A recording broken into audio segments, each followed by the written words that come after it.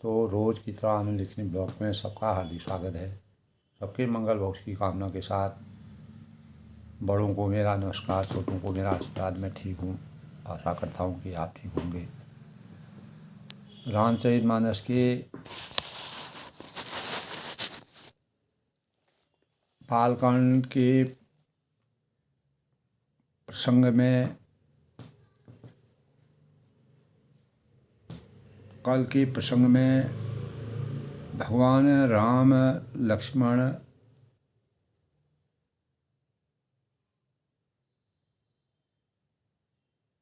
विश्वामित्र के यज्ञ की रक्षा और अनेकों राक्षसों के अंत करने के पश्चात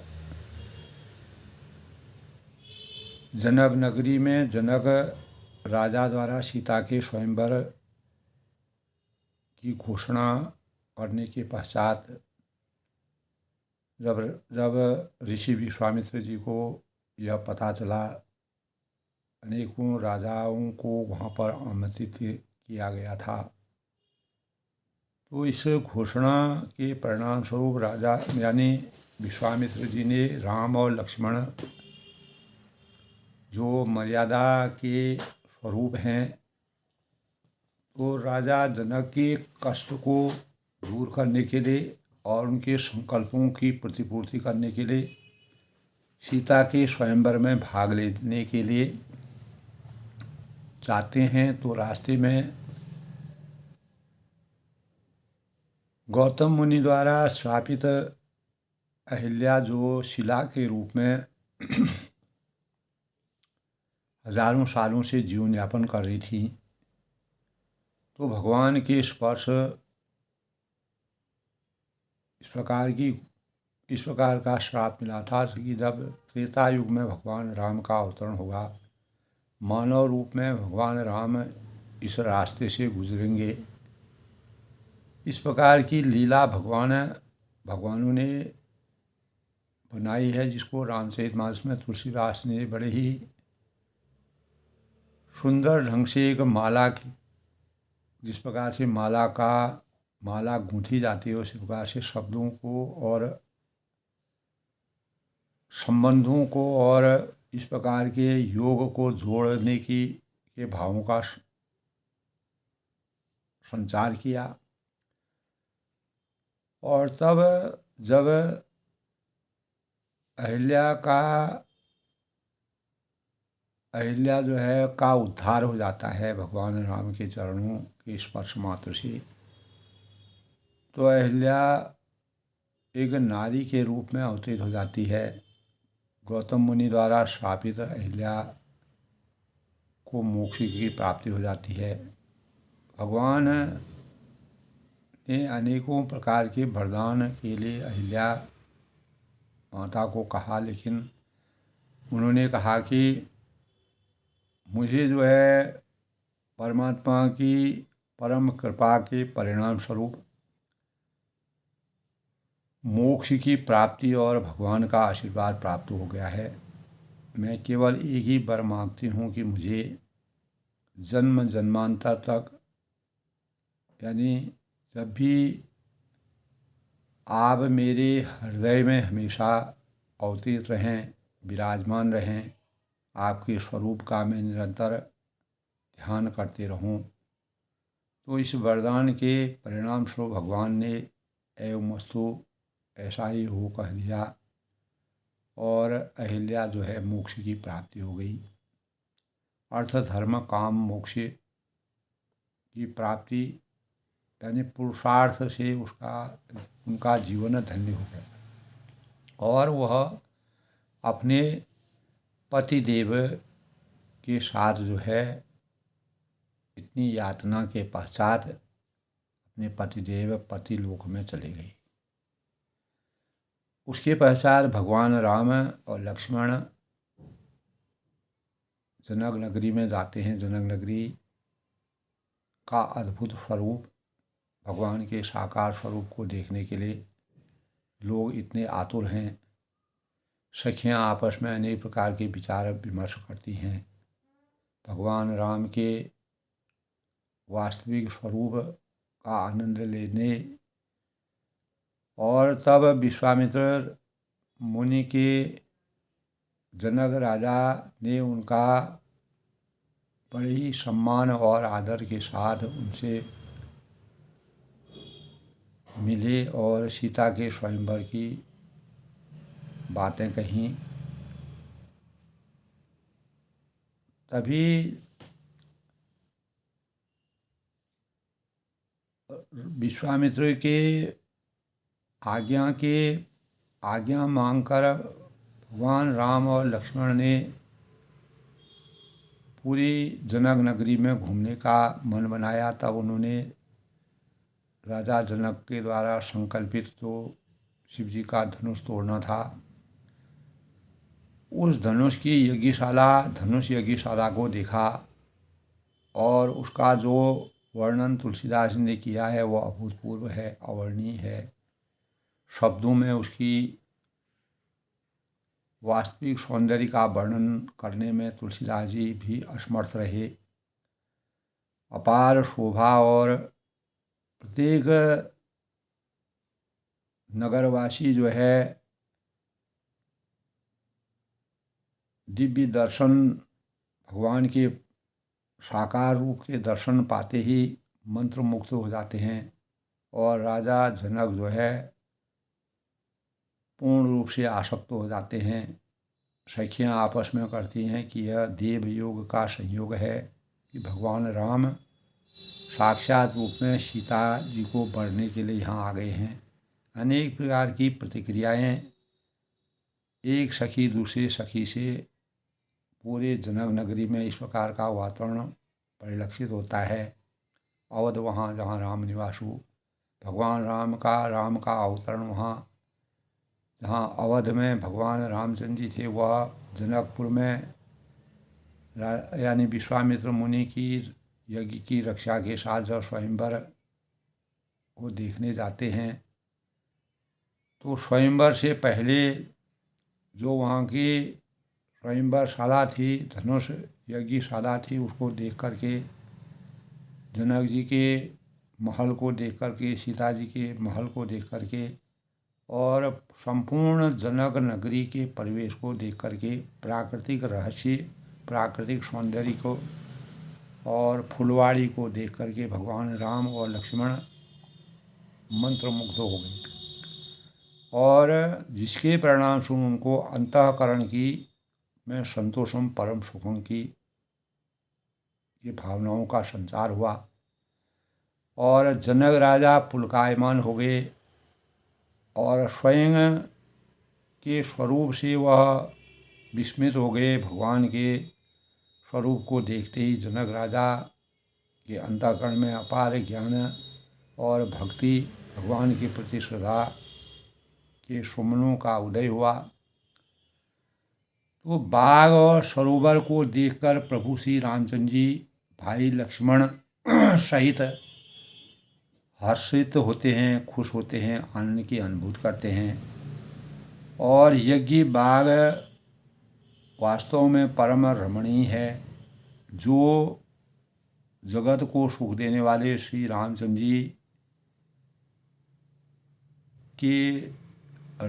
जी को सुख की अनुभूति करा है और वातावरण की स्वच्छंदता का स्वरूप जब मर्यादा पुरुषोत्तम भगवान राम जी देखते हैं तब जब वह यानी पूरे जनक नगरी को देख के आते हैं तब गुरु के आज्ञा के परिणाम स्वरूप जब दिन ढल गया, रात होने लगी, तब उनको चिंता होने लगी। सबई सप्रेम विनीत यति सकुल सहित दो भाई, गुरुपद पंकज नाय सिरो बैठे आयुष पाए। यानी गुरु एक मर्यादा के अनुसार, गुरु के द्वारा दिए गए समय के अनुसार उनको संपूर्ण नगर देख करके वह गुरु के पास वापस आए और मर्यादित और संस्कारिक रूप से जीवन यापन करने वाले अंतर्यामी भगवान राम जो मानव रूप में अवतरित होकर के अनेक प्रकार की लीलाओं को करते हैं,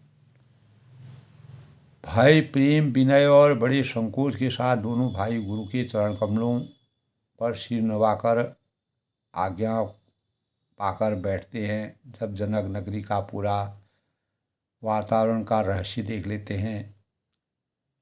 निष्प्रवेश मुनि आयु दीना, सबही संध्या बदन कीना, बंदन कीना, कहत कथा इतिहास पुरानी, रुचिर रजनी जुग जाम शिरानी। कल के प्रसंग में था दोस्तों की रात्रि का प्रवेश होते ही संध्या के समय मुनि ने आज्ञा दी थी। तब सबने संध्या बंदन किया और फिर प्राचीन कथाएं तथा इतिहास कहते सुंदर रात्रि का मात्र पहर बीत गया था। तो तब श्रेष्ठ मुनि ने जाकर शयन किया और दोनों भाई उनके चरणों को दबाने लगे। जिनके चरण कमलों के दर्शन स्पर्श के लिए वैरागी पुरुष भी भांति भांति के तप और योग करते हैं। क्योंकि विश्वामित्र ऋषि के पास अनेकों विद्याएं थीं, जो बचपन में ही अपने घर बार राजमहल को छोड़ करके सन्यासी बने। अपार अस्त्र शस्त्र विद्याओं का बला और अतिबला गुप्त ज्ञान की प्राप्ति उनको थी। अस्त्र शस्त्रों का ज्ञान था। मान मर्यादा की प्रतिष्ठा को जानने वाले थे और यज्ञ और तप के परिणाम स्वरूप भगवान राम और लक्ष्मण के चरित्र को भी, जीवन को भी उन्होंने गुरु ब्रह्मा, गुरु विष्णु, गुरुदेव महेश्वर, गुरु साक्षात परम ब्रह्म तस्मै श्री गुरुवे नमः कि बिना गुरु के ज्ञान प्राप्ति नहीं होती है। इसीलिए मर्यादा पुरुषोत्तम भगवान राम जी को अपने कुल गुरु वशिष्ठ और विश्वामित्र का वह हमेशा सम्मान करते थे, आदर करते थे। मर्यादित जीवन जीने की कला उन्होंने उनसे सीखी। तब गुरु की सेवा करना स्वाभाविक है, मर्यादित है। दोनों भाइयों ने उनके चरण दबाने लगे और उनके चरण कमलों के दर्शन के स्पर्श के से ही वैराग्यवान, क्योंकि गुरु के बिना भगवान की प्राप्ति होना असंभव है। गुरु गोविंद दोनों खड़े काके लागू पाए, बलिहारी गुरु आपने गोविंद दियो बताए। तो भगवानों ने गुरु अगर खुद हैं, गुरु जो मार्गदर्शन करते हैं, जो दिशा बताते हैं, जो हमको रास्ता बताते हैं, जो हमारे जीवन को सार्थक बनाते हैं, अगर वह हमारे जीवन में उनका आशीर्वाद होता है तो हम हमेशा धन्य हो जाते हैं। हमारा जीवन धन्य हो सकता है। हम इहलोक और परलोक में अपार सुख शांति का एहसास करते हैं और अर्थ धर्म काम मोक्ष की प्राप्ति के लिए गुरु के ज्ञान की आवश्यकता होती है। तो वे दोनों भाई तेऊ दो बंधु प्रेम जनु जीते, गुरुपद कमल पलोटत प्रीति, बार बार मुनि आज्ञा दीनी, रघुबर जाए शयन तब गिनी। यानी जब तक गुरु उनसे सोने के लिए नहीं कहते थे तब लोग वह सेवा भाव में जुटे रहते थे, गुरु का आशीर्वाद प्राप्त करते थे, शिक्षाएं लेते थे। तो श्री रामचंद्र के चरणों को हृदय से लगाकर भय और प्रेम सहित प्रेम सुख का अनुभव करते हुए लक्ष्मण जी उनको दबा रहे हैं। प्रभु श्री रामचंद्र ने बार बार कहा, तो वही संस्कार जो है लक्ष्मण जी में अवतीत होते हैं। क्योंकि राम जो है बड़े भाई थे, उनकी सेवा शुश्रूषा करना, उनके दुख सुख में काम आना और उनकी हर आज्ञा का पालन करना, उनके दिए गए कहे गए और उनके विचारों के अनुसार, उनकी आज्ञा के अनुसार कार्यों को संपादित करना। तो हितात तब हुआ जब भगवान राम उनसे सुझाव कहते हैं, तब चरणों कमलों को हृदय में, भगवान के चरणों कमलों को अपने हृदय में लगाते हैं। उसके बाद वह लेट जाते हैं। अपार आनंद की अनुभूति होती है। परमात्मा यानी भगवान राम विष्णु के अवतार थे और लक्ष्मण जो है वह शेषनाग के अवतार थे।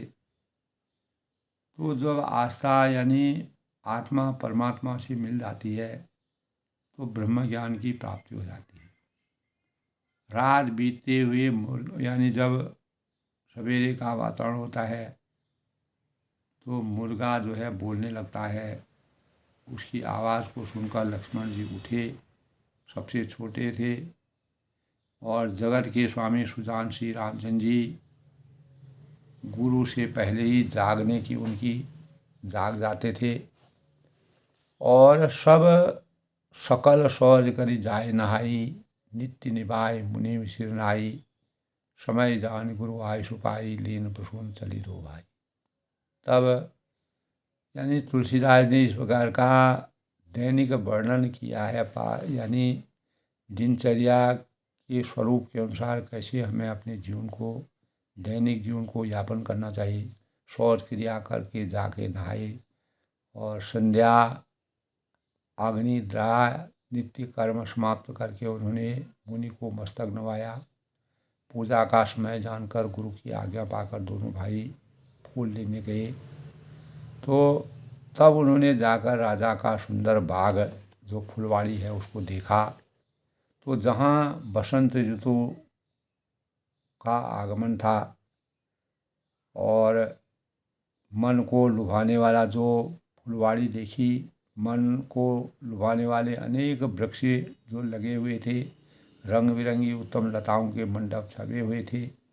नौ पल्लव फल सुमन सुहाई, निज संपय सुर रुख लगाई, लुख रजाई चातक कोकिल कीर चकोरा, कूजत बिहग नटत कल मोरा।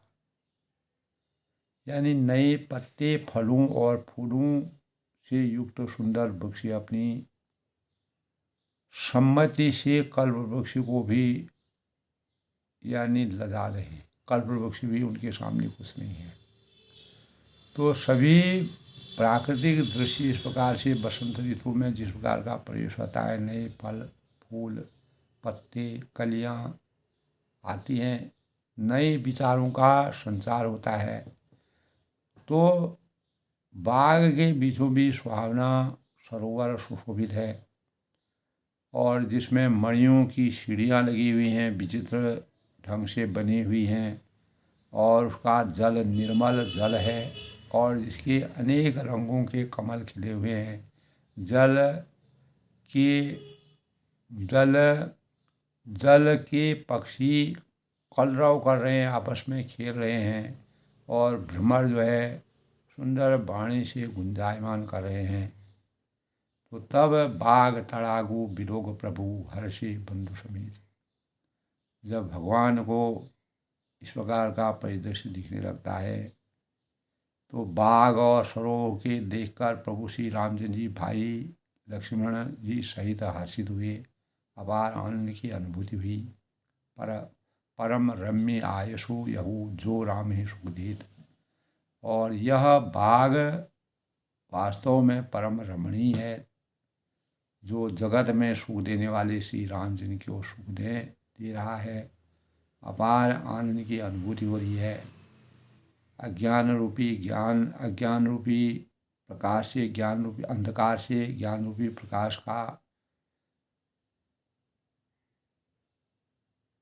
स्वरूप सामने आ रहा है। और बाग के इस प्रकार के सुंदर सुहावने और रमणीय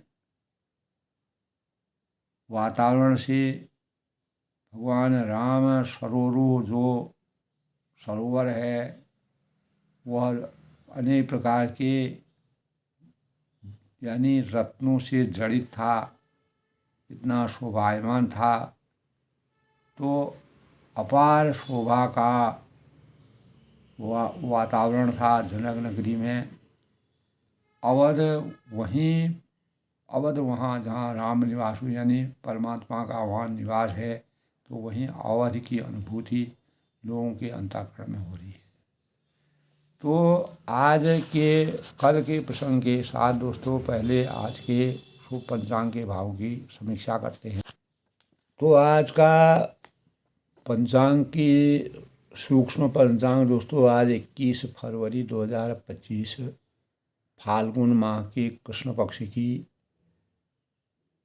नवमी तिथि और शुक्रवार का दिन पुनर्वसु नक्षत्र का संयोग 2:18 तक अनुराधा नक्षत्र। उसके बाद चंद्रमा वृश्चिक राशि में आज प्रवेश करेंगे। 11:58 से आज नवमी प्रारंभ हो जाएगी और 11:58 से 1:19 तक नवमी रहेगी। उसके बाद दशमी तिथि का शुभारंभ हो जाएगा। आज जानकी जयंती है। उदया तिथि के अनुसार आज ही जानकी जयंती मनाई जाएगी। और आज के अभिजीत मुहूर्त की बात करें तो आज का अभिजीत मुहूर्त यानी 8:44 से 9:55 तक और अमृतकाल 5:48 से 6:54 तक, ब्रह्म मुहूर्त 3:47 से 4:08 तक। आज के राहु काल की बात करें जिसके दौरान किसी भी शुभ कार्य को करना वर्जित माना गया है। 11 बजे से 12:25 तक अपराह्न। और आज सूर्योदय 6:45 तक सूर्य उदय होंगे और 6:05 तक सूर्य अस्त होंगे। विक्रम संवत 2081 शक संवत 1946 गोधी नाम संवत्सर और सूर्य जो है उत्तरायण में प्रवेश करेंगे। उत्तरायण की अवधि में पूर्व यानी सूर्य उच्चतम बिंदु पर स्थित होते हैं। हर दिन उत्तर की ओर बढ़ता रहता है सूर्य और तभी दिन और रात जो है दिन लंबे होते हैं और रात छोटी होती है। धीरे धीरे दिन लगातार लंबे होंगे और रात छोटी होगी। तो इस प्रकार आज के शुभ मुहूर्त की बात है दोस्तों। आज जो है शुक्रवार का दिन है। शुक्रवार की प्रकृति मृदु होती है और यह दिन लक्ष्मी और दुर्गा माता की पूजा उपासना करने का दिन है।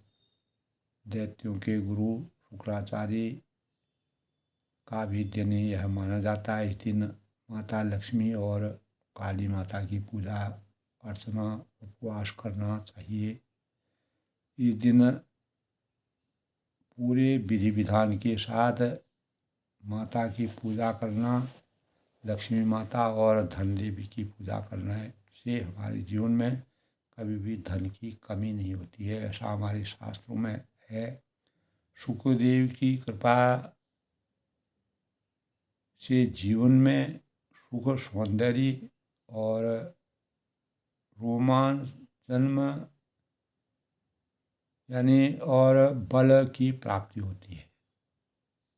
शुक्रवार के को जो जन्म लेते हैं उन पर माँ लक्ष्मी की कृपा रहती है तथा वे शांत व दयावान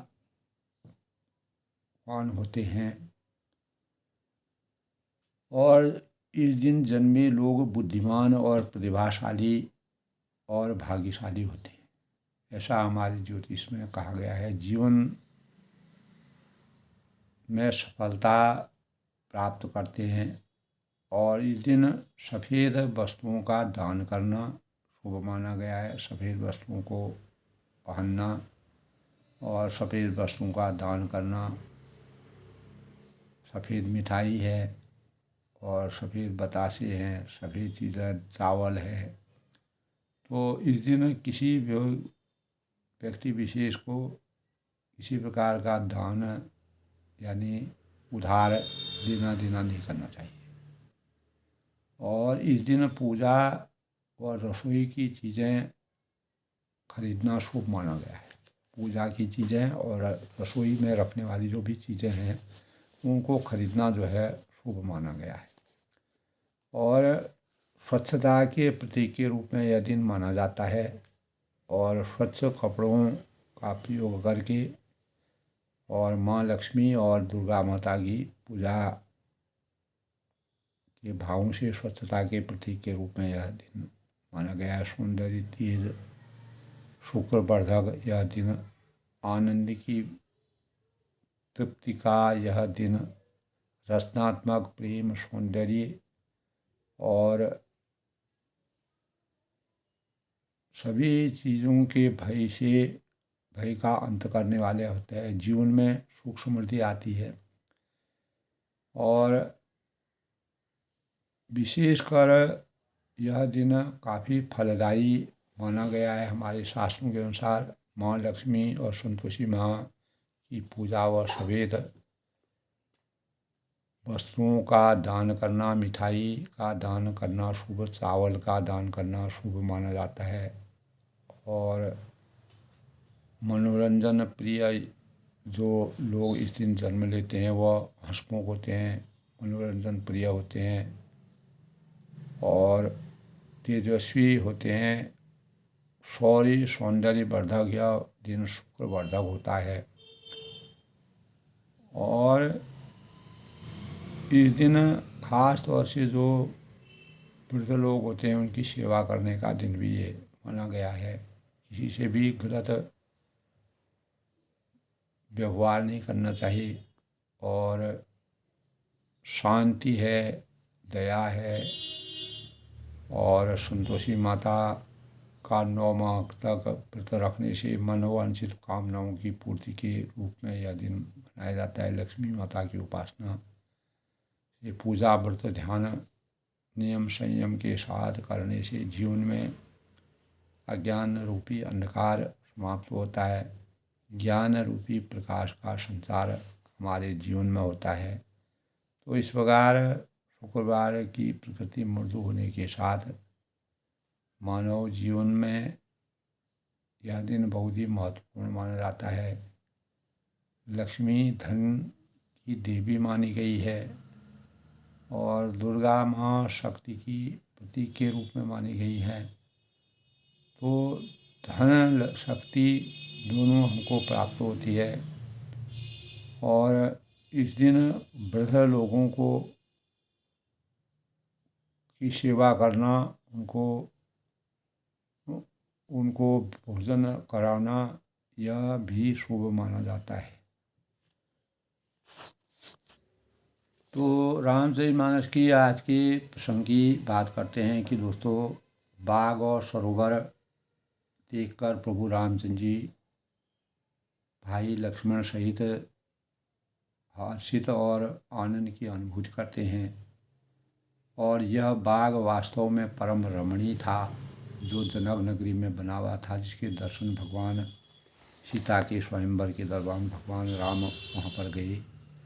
जगत को, पूरे सांसारिक जीवन को सुख की अनुभूति करने वाले श्री रामचंद्र के को उस सौंदर्य को देख करके अपार सुख का अनुभव होता है। तो चहु दिशि चितव पूछ मालिगन, लगे लेन दल फूल मुदित मन, ते अवसर सीता तय आई, गिरिजा पूजन जने पड़ा। अब अवसर आ गया है, भगवान राम फुलवाड़ी में हैं, वहाँ पर चारों ओर दृष्टि डालकर और मालियों से पूछकर वे प्रसन्न मन से पत्र पुष्प लेने लगे।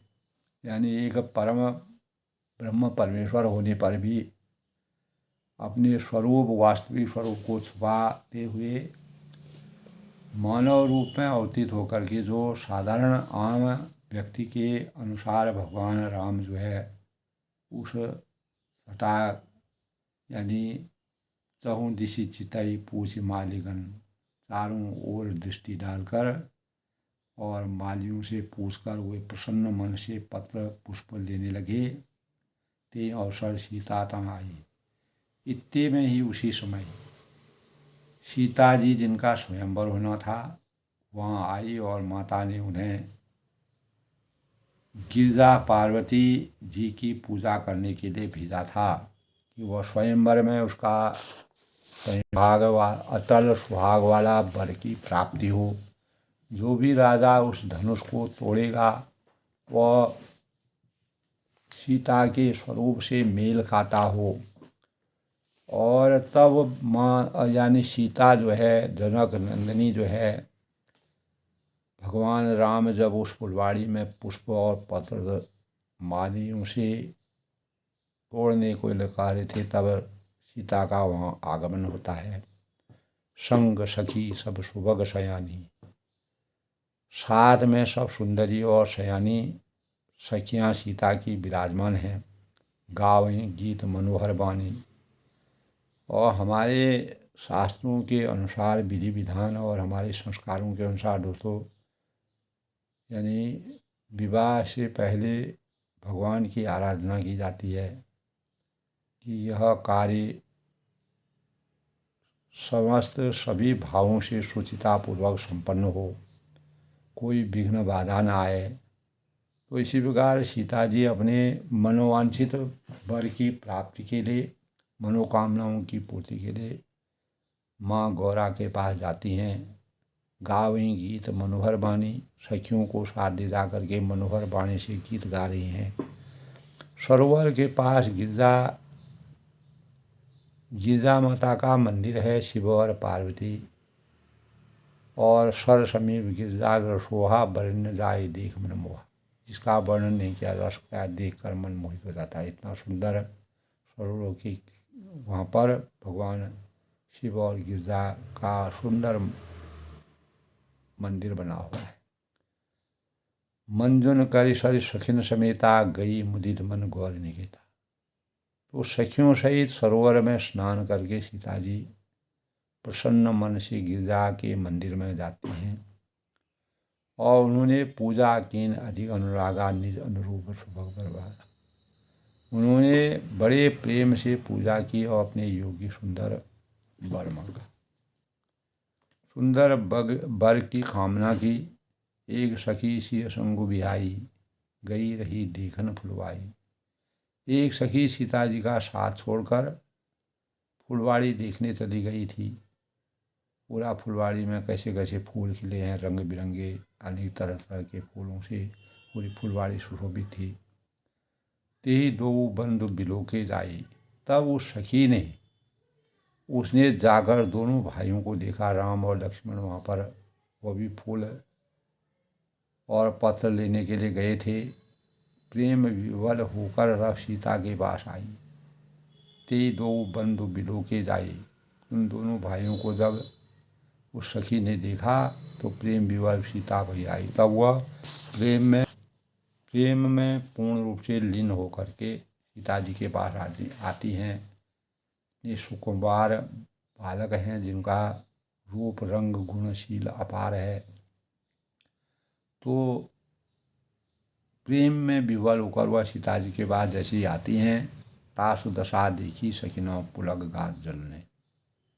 सखियों ने उसकी दशा देखी कि उसका शरीर पुलकायमान हो जाता है और नेत्रों में जल भर आता है। काहु कारण निज हर्ष करो, पूछें सब मधुबैन। सब कोमल वाणी से पूछने लगी कि अपनी प्रसन्नता का कारण बताओ। सीता जी के अंतःकरण में भगवान राम जी की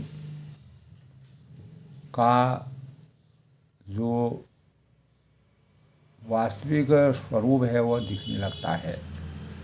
जब सखी के द्वारा ऐसा कहा गया कि गौरा ने जो है उनकी बात स्वीकार कर ली।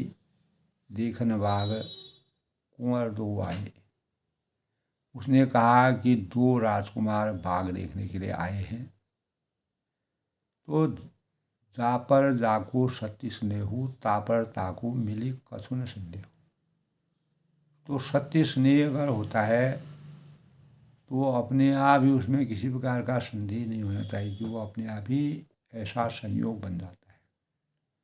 ख़ास तौर से दोस्तों शादी विवाह शुभ कार्यों में अगर वह शुचिता के सही मन से कार्य किए जाते हैं तो उसमें इस प्रकार के भाव, इस प्रकार का रहस्य, इस प्रकार का वर्णन बन जाता है कि वह स्वरूप ही ऐसा बन जाता है। तो देखन बाग कुंवर दो आई, और जब वह सखी देखने को गई थी, दोनों राजकुमार बाग देने के लिए आए हैं।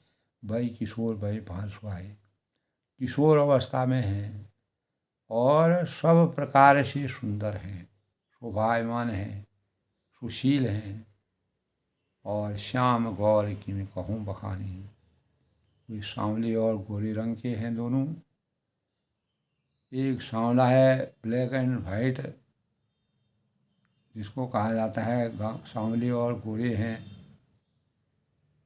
उनके सौंदर्य में जैसे बखान कर कहूँ सखी कहती है कि गिरा अनयन नयन बिन वाणी, वाणी बिना नेत्र की है और नेत्रों की वाणी नहीं है।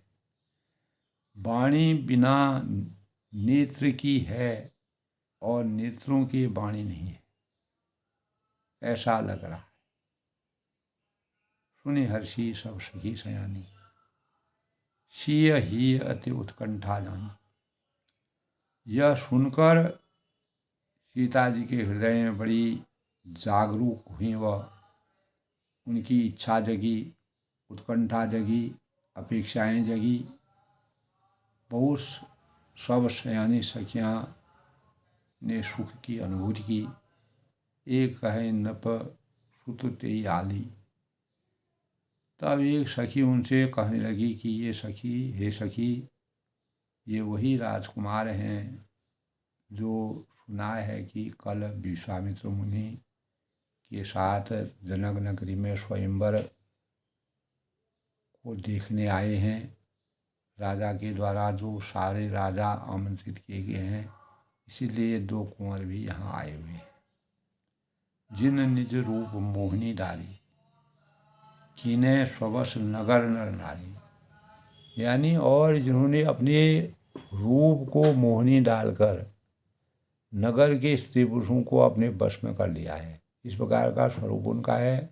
पूरा नगर भ्रमण करके सब जनक नगरी को देखकर, मैं उनको भ्रमण करते हुए, उनके साक्षात दर्शन करते हुए सब लोग थक गए हैं भगवान के वास्तविक स्वरूप को देखकर।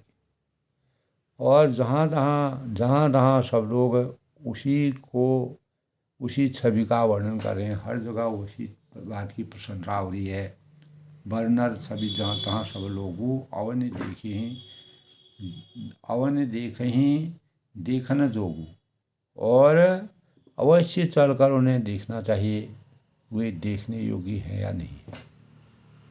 तासु वचन अतिशय सुहाने, उनके उन सखियों के इस प्रकार के वचन सुन करके सीता जी को अत्यंत प्रिय लगे, और दर्शन के लिए उनके नेत्र अकुला उठे। दर्शन लाग लोच अकुलाने। और उसी समय चली उग्र कर प्रिय सखी सोई। उसी समय प्यारी सखी को आगे करके सीता जी चली, और प्रीति पुराण लखे न कोई। पुरानी प्रीति को कोई भी लख नहीं पाता है, देख नहीं पाता है। प्रीति के भावों का ऐसा संचार हो रहा है जैसे आत्मा और परमात्मा का मिलन होता है। तो सीता के अंतःकरण में भगवान राम उसी समय विराजमान हुए थे। और सुमिर सी नारद बचनो, उपजी प्रीत पुनीत, चकित विलोक सकल दिशि, जनुष्य मृगी सभी। यानी जनक नारद जी के चरणों का स्मरण करके, सुमेर सी नारद वचनों, नारद जी के वचनों का स्मरण करके, और सीता जी के मन को पवित्र प्रीति उत्पन्न करने वाली सभी प्रकार के भावों का उदय हो रहा है। चकित विलोक सकल दिशि, जन शिशु मृगी सभीत। और वे चकित होकर, आश्चर्य होकर सब और एक इस तरह देख रहे हैं कि मानो डरी हुई जो मृग छौनी होती है, इधर उधर देख रही है। छोटी बच्ची जब मृग की होती है तो मृग छौनी कहते हैं उसको। तो वह इधर उधर देख रही है, डरी है, क्योंकि छोटा बच्चा किसी का भी हो वह भी डरता है। तो कंकण किंकिन नुपुर ध्वनि सुनी, कहत लखन सन राम हृदय मुनि। मान हो मदन दुंदुभी दीनी, मनसा विश्व विजय घनीनी।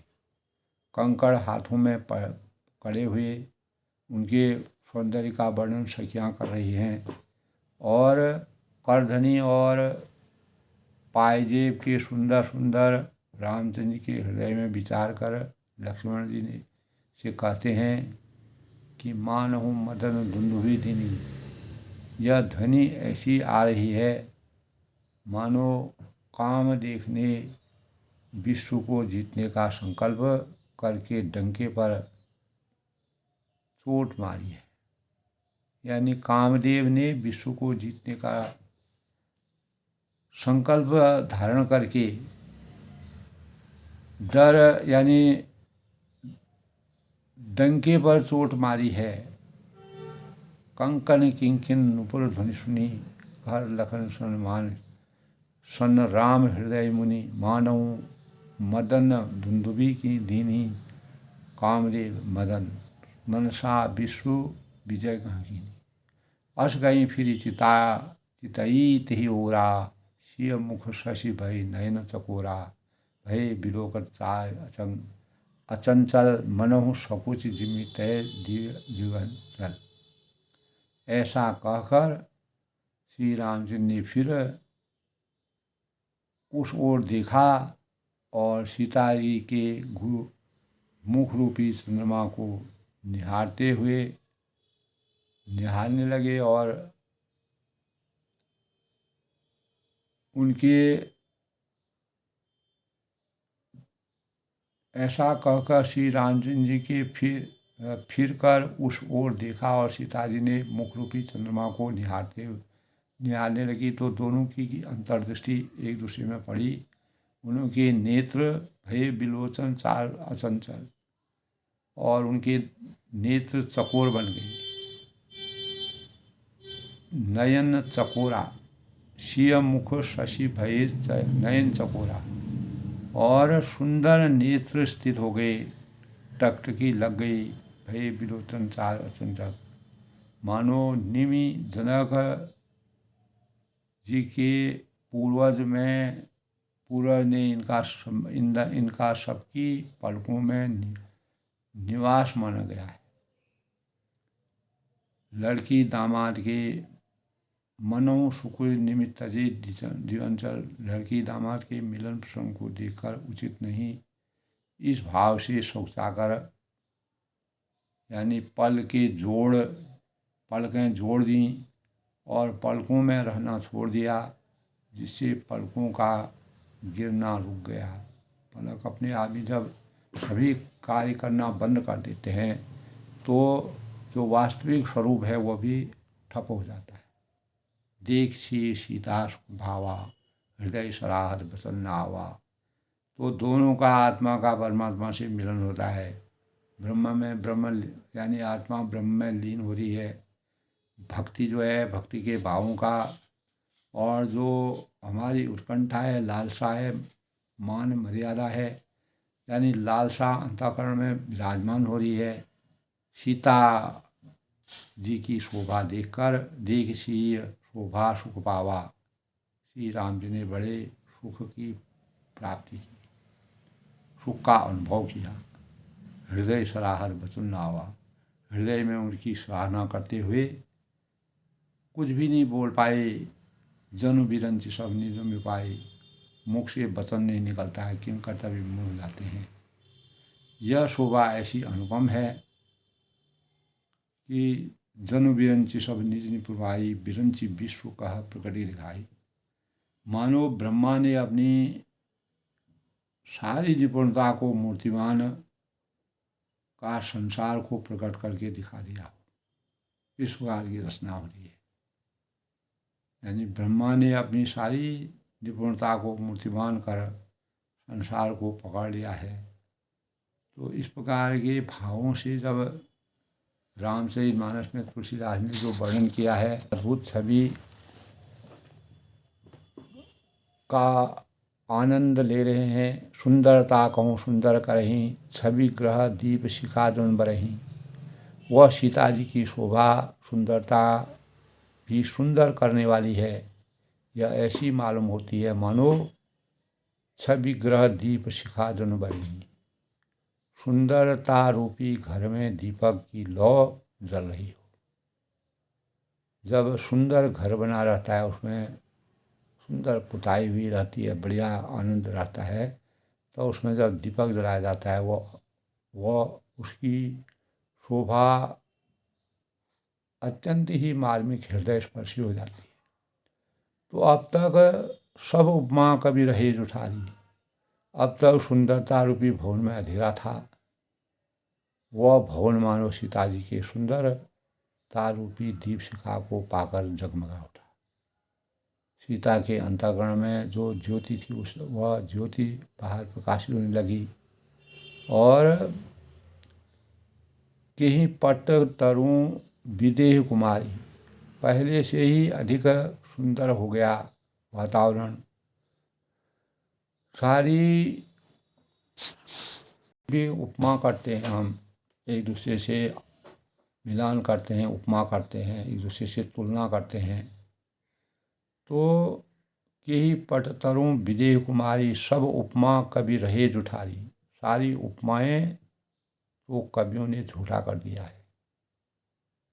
यानी इस उपमा का कोई वर्णन नहीं किया सकता है। जिसमें फुलवारी में भगवान राम और सीता जी का मिलन होता है, दोनों एक दूसरे को टकटकी देख करके देखते हैं और हजारों कामदेव भी उनके सामने बेकार पड़ गए हैं। वे जनक नंदी सी सीता जी को किसने उपमा दूँ, मतलब इस प्रकार के सौंदर्य की उपमा किसी दूसरे से नहीं की जा सकती है। इस प्रकार तुलसीदास जी ने सीता जी के स्वरूप का वर्णन किया है। दोनों भाइयों के स्वरूप के साथ सीता को जोड़ने के भावों का जो संवाद किया है। सिय शोभा हिय बरन प्रभु, आपने दशा विचार। इस प्रकार हृदय में सीता जी की शोभा का वर्णन करके अपनी दशा को विचार कर, सोच कर, मनन कर प्रभु श्री राम जी पवित्र मन से अपने छोटे भाई लक्ष्मण से समया को वचन बोले सुनि मन अनुज सुनो वचन समय अनुभाल। तो क्या वचन बोलते हैं? सीता की इस प्रकार की सुंदर शोभा को देख करके दोनों की आपस में जो वास्तविक वर्णन भगवान राम ने मर्यादा मानव रूप में अवतीर्ण होकर के तुलसीदास ने भगवान राम के चरित्र को, उनके पुरुषार्थ को, उनके जीवन को मानव धर्म के लिए जैसे भगवान का इस प्रकार का संयोग रहा कि सिय शोभा हिय बरन प्रभु, इस प्रकार हृदय में सीता जी की शोभा का वर्णन करके और अपनी दशा को विचार कर प्रभु श्री राम ने की पवित्र मन से अपने छोटे भाई लक्ष्मण से समयानुकाल वचन बोले। तो इस प्रकार भगवान अब क्या वचन बोलते हैं? तात जनक तनया यह सोई, धनुष यज्ञ ही कारण होई। पूजन गौर सखील आई, कर प्रकाश विरल फुलवाई। तब वह कहते हैं कि हे तात, यह वही जनक नंदिनी है, कन्या है, जनक की कन्या है, जिसके लिए धनुष यज्ञ हो रहा है। अनेकों राजाओं को आमंत्रित किया गया है और सभी अपने अपने बल का प्रयोग करके धनुष को तोड़ने का प्रयास करेंगे। तो पूजन गौर सखील आई, और गौरी माता की पूजा करने के लिए, अपने देवता को मनाने के लिए, भगवान को प्रसन्न करने के लिए और गौरा माता की पूजा करती हैं। पूजत गौर सखील आई, करत प्रकाश फिरत फुलवाई। और उस फुलवाड़ी में प्रकाश करती हुई फिर रही है। यानी अज्ञान रूपी अंधकार से ज्ञान रूपी प्रकाश का संचरण होता है। फुलवाड़ी के सौंदर्य में भगवान राम लक्ष्मण और सीता उनकी सखियों का जो मिलन, एक दूसरे को दूर से देखते हैं, दोनों टकटकी लगा करके एक दूसरे के अंतःकरण में जो वेदनाएं, जो संवेदनाओं का संचार होता है, तो वह ऐसा लग रहा है कि जनक जी, तब वह कहते हैं कि यह जनक जी की वही कन्या है जिसका स्वयंवर होने वाला है। रामचंद्र जी लक्ष्मण को बताते हैं, जिनके लिए धनुष यज्ञ हो रहा है और सखियाँ उसे गौरी पूजन के लिए लाई हैं, क्योंकि गौरी माता का आशीर्वाद जब शुभ कार्य होता है तो हम सबसे पहले भगवान के यानी स्थल पर जाते हैं, भगवान के मंदिर में जाते हैं, शरण में जाते हैं। यह फुलवाड़ी में प्रकाश करती हुई फिर रही है, वहाँ उजाला कर रही है, ज्ञान रूपी प्रकाश का संचार कर रही है, मानव वेदना को जगा रही है, मानव चेतना को जगा रही है, साक्षात ब्रह्म के दर्शन हो रही है। तो अपनी आत्मा को मन से, वचन से और कर्म से आस्थावान बनाते हुए भगवान के प्रति कितना समर्पण की भाव है, यह केवल दया, शांति, समर्पण और विश्वास के भावों का जो वर्णन किया गया है, तो आज के प्रेरणा यानी रामचरितमानस में भगवान राम और सीता जी का मिलन स्वयंवर के अवसर पर जब भगवान राम भी वहाँ पधारे हुए हैं, तो सीता जी जैसे ही गौरी पूजन के लिए आती हैं तो राम और लक्ष्मण जी उनको देखते हैं। दोनों के अथाह प्रेम को देख करके तब उनको बताते हैं, तात जनक सुत तनयाय सोई। ये तात अपने भाई को बता दें, वही जनक नगरी की कन्या सीता है, जिसके स्वयंवर की तैयारी हो रही है और जिनके लिए धनुष यज्ञ हो रहा है। और सखियाँ गौरी पूजन के लिए ले आई, इसे जो है गौरी पूजन के लिए ले आई हैं शादी से पहले, विवाह से पहले। यह फुलवाड़ी में प्रकाश करती हुई फिर रही हैं। तो उनका स्वरूप ही इस प्रकार का है कि धरती से पैदा सीता जी का स्वरूप मन को मोहित करने वाली, धरती के में सुख की प्राप्ति के लिए ऐसे भावों के से जब राम लक्ष्मण और सीता और उनकी सखियाँ आती हैं तो अपार प्रेम भावों की अभिव्यक्ति होती है।